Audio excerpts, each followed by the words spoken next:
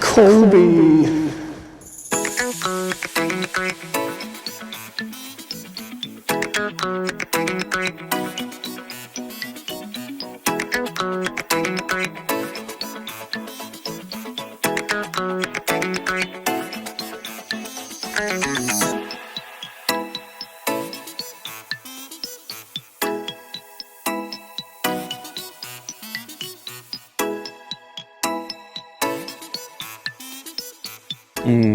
其實好似係到 Kobe 喎。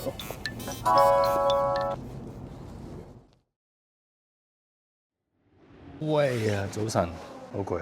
搭咗凌晨1.9機嚟到呢個大阪關西機場，而家咧就啱啱買咗飛，打算去一趟呢個神戶。趁住聖誕嘅呢幾日假期咧，諗住就嚟個短嘅旅行咁啦。過完入境手續嘅嗰個大樓一出去咧，就已經係呢個搭去碼頭嘅一個 shuttle。一行出去已經好多呢啲路標，應該都好容易揾到。唔知點解有種似曾相識嘅感覺。早2年第一次嚟日本嚟大阪嘅時候咧，都係嚟關西機場呢度，都係搭凌晨機。不過上次就近乎瞓唔着啦，就比較頹嘅人。今次就算係咁，都叫做瞌咗3個鐘左右。不過都係啲淺度睡眠。希望今日一切順利。不過睇預報好似話會落雨。個時間都比想像中睇咗。我啱啱一落巴士上同架船影張相啦，已經俾啲工作人員扯我上船咯，跟住係咁望表佢哋，搞到都幾唔好意思。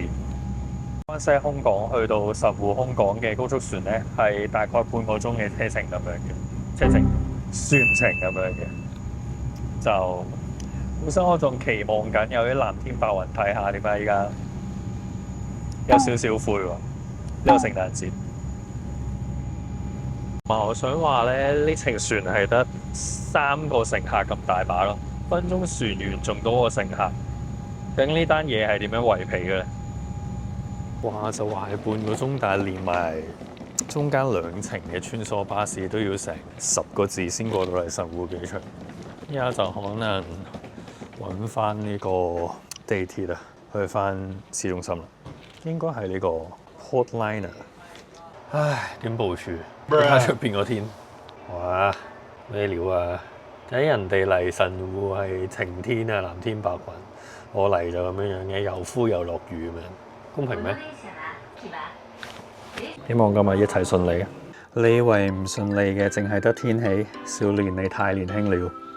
我安頓完行李，想去出名求戀愛運嘅生田神社，幫自己求翻支永續自戀嘅籤，但點知就遇着整修，唯有就係影下相，同喺神社入邊嘅鳥居拍下片，裝下 B 就撤退啦。冇辦法啦，唯有轉換下場地，咁就嚟到一間呢係呢個比較出名嘅北野異人館嗰一區附近嘅一間舊式嘅點講熱茶館，即係類似咖啡店咁樣啦。歷史都比較悠久嘅舊時呢，佢就係一間專係俾當地政商名流喺度透過會員制去進餐嘅一個地方啦。佢整體嘅裝潢都好有氛圍感，成個感覺都幾典雅，幾有氣派。係咁就嗌一杯咖啡，然後嗌咗2件糕點。杯咖啡好似就係非洲產嘅豆啦，一個叫差點讀先，叫 Kilimanjaro 好似。我寫呢度都有個小故事。琴日咧，我喺機場 lounge 嗰陣咧，就遇到2個非洲朋友啦。見到我拍嘢就問我係咪 vlogger 係咪成啦，向我介紹佢哋嘅家鄉呢個坦桑尼亞。咁而咁啱咧，呢座山咧就係佢家鄉最高嘅山，亦都係全非洲最高嘅山。咁就侃侃而談係咁喺度講佢家鄉嘅嘢，仲邀請我去 join 佢家鄉嗰啲睇動物嘅團添，仲話俾咗 discount 我。試下咩料子先，香氣都幾有堅果味。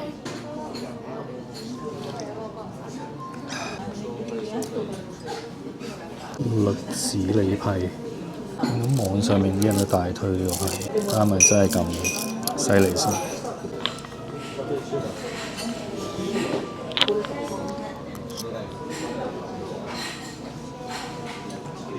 同我想象中有啲唔同喎，佢係好多栗子碎喺入邊，不過都係睇你個人偏好啦。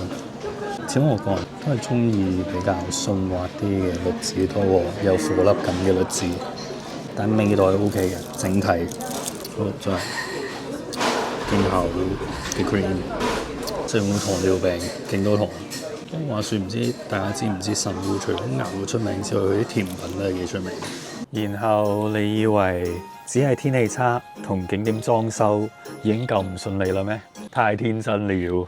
係返到香港先發現我手殘 design 2人館嘅 A roll， 所以依家咧唯有盡我最大嘅努力解釋翻俾大家知發生過咩事啦。希望今日一切順利啊！話就話係行博物館，實質就係瘋狂行路。如果好似我咁依佢建議嘅先後次序行，呢2人7館就要一路上山上坡，都好在成個過程唔係一味齋行，會有印仔簿俾你跑下 checkpoint。如果你係收藏控嘅話，都幾有成就感。我就有行晒咁多個館嘅，嗱，有證有據㗎，吸晒印㗎。第一個要介紹嘅就係魚鱗之家。佢係神戶最早開放、最有代表性嘅2人館。佢嘅外牆佈滿住魚鱗狀嘅磚片，所以被稱之為魚鱗之家。魚鱗之家亦都係2人7館入面規模最大嘅。除咗佢有商人嘅故居之外，亦都有一部分被劃作觀景藝廊，展示一啲西洋嘅名畫同埋神戶作家嘅作品。提到魚鱗之家，就不得不提呢個豬形嘅雕塑，佢坐落喺成個庭園嘅正中央。我亦都不甘後人，一嚟到就去摸一摸佢嘅鼻，因為相傳摸佢嘅鼻就可以吸收到正能量，亦都可以帶嚟好運。但係你睇佢嘅鼻就知道，佢已經遭受過好多人嘅蹂躪啦。第二個展館就係山手八幡館，佢被譽為北野區最強嘅能量點。點解咁講呢？因為佢入邊擺設咗唔同時期嘅雕塑，亦都有一啲佛像嘅雕刻。而最為聞名嘅就係佢2張美觀而且帶有神秘力量嘅木凳，男左女右，相傳話坐上去就可以帶俾你令夢想成真嘅能力。信不信呢？就由你啦。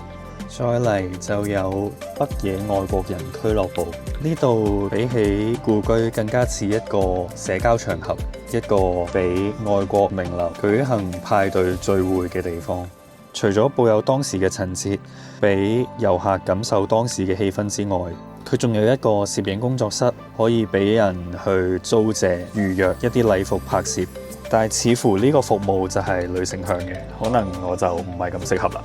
再嚟嘅2人館就係呢7館之中最具有東方風情嘅一個，裡面擺設住由明到清嘅一啲珍貴美術品、家具同埋陳設品，呈現住一種帶有中國風嘅室內設計。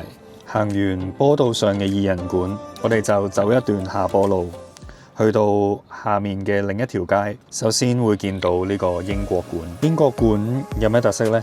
佢就係重現咗英國嘅名偵探福爾摩斯佢處理過嘅唔同案件嘅現場，而喺館入面亦都有一啲偵探嘅服飾可以俾大家試着，但係在下就不必啦。睇落沾滿咗唔同人嘅 DNA， 同埋你永遠唔知道佢對上一次洗係幾時，有少少嘔心。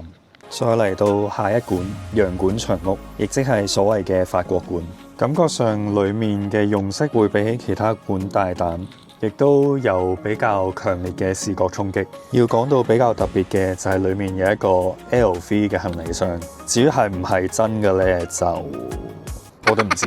個人就大推呢個 Benz House 嘅展品，可以話係最吸引眼球嘅，因為佢有好大量嘅動物標本啦。基本上都係1比1展現喺你眼前嘅。最震撼嘅就係佢有一間房係擺滿咗蝴蝶嘅標本啦，成埲牆都係嘅，係睇到你會話一聲嘅程度。你問我如果只係夠時間去行北野2人館呢一區嘅其中一個展館，我就一定係推薦呢一度。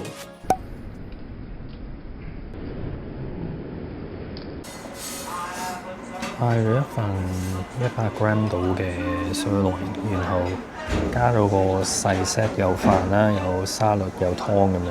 個沙律已經俾我食咗，好似都做得幾有心啊！啱啱個沙律都幾好食，唔係好 get 喎。即係作為一個30都就嚟有半嘅成年人，你俾隻貓我係做乜嘢咧？係咪日式嘅擺盤興咁樣嘅卡哇伊啲？唔係好嘅，一支蔬菜試下糖先。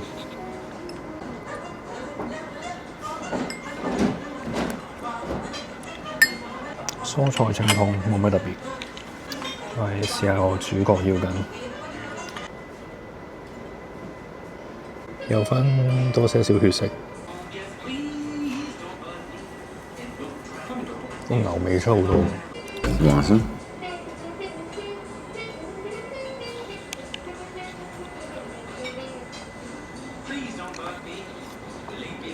好似就5點鹽已經好夠，粗鹽有大有細，會帶到多啲層次感啫。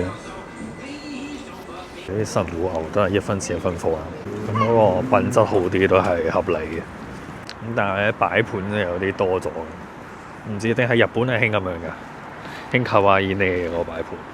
今日大概係咁，咁就聽日再見，拜拜。